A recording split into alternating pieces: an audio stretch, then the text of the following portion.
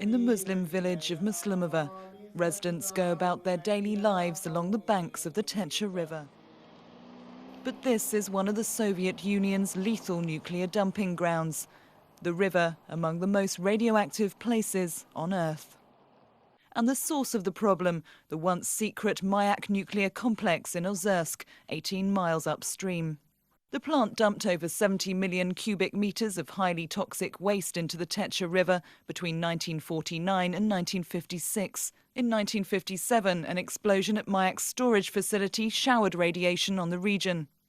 A decade later, another nuclear dumping ground, Lake Karachi, evaporated after a drought, and strong winds dispersed clouds of radioactive dust over a vast area. Some 120,000 people were evacuated from the region in the 1950s, but the villagers of Muslumovo were ignored. Farid Musalov and his wife Razia have lived in Muslumovo all their lives. Although forbidden from fishing and swimming in the river, they didn't find out why until 1993. Both are suffering the effects. But they continue to use the contaminated river water, seemingly resigned to their fate. You can't infect the infected, they say. The kids still swim there. They drink the water from the river. Sometimes I drink it too. There's nothing you can do. In the summer, there's a shortage of water, so we have to get it from the river, because we have to give water to our cows. Officials say this behaviour only compounds the matter. If people stayed away from the river, there'd be no danger at all. It used to be fenced off with barbed wire, but the residents tore it down. It was their own choice. Last summer, Japanese scientists confirmed there's no danger of radiation in the atmosphere, only 1 rem, but the river measured 40 rems. The regional government and the nuclear agency Rosatom are finally, and after many years' debate, offering residents a deal.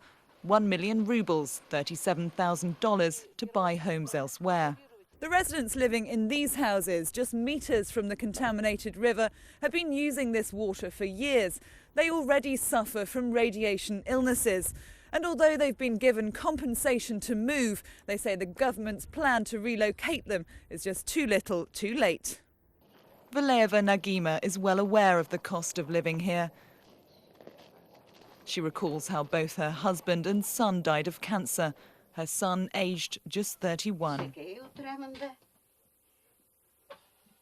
Doctors say over 450,000 people have been affected by the radiation in the region. Cancer rates higher than average and life expectancy lower than the rest of Russia. And now a third generation is suffering.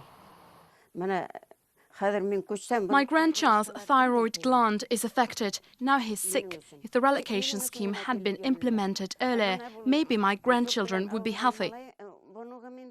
Valeva's house is in a decrepit state. With her new compensation, she's bought a flat in nearby Chelyabinsk.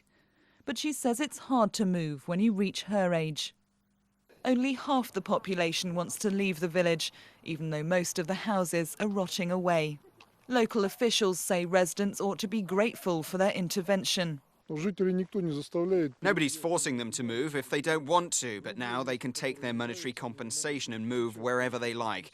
It's like they're selling their property to us, which in reality is in a poor state, if at all sellable on the open market.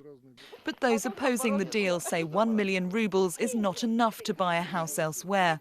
Prices in nearby towns and villages have gone through the roof after local property owners heard how much compensation Muslumovo residents were getting. But the ball is rolling, with at least some people agreeing to take the money and move on. Leah Ferguson, Rush Today, Muslumovo, Chelyabinsk region.